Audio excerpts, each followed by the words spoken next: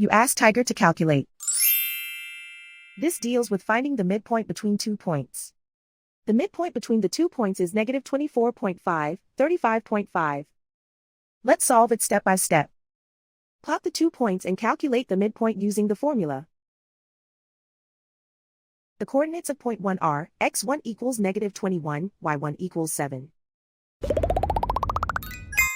The coordinates of point 2 are, x2 equals negative 28, y2 equals 64.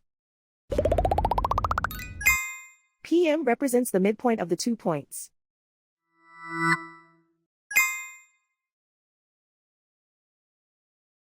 Use the x values in the midpoint formula to find the midpoints x. x1 equals negative 21. x2 equals negative 28. Simplify the arithmetic.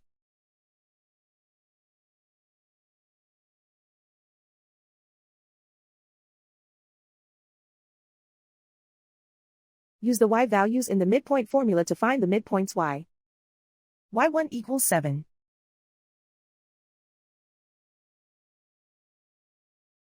y2 equals 64. Simplify the arithmetic.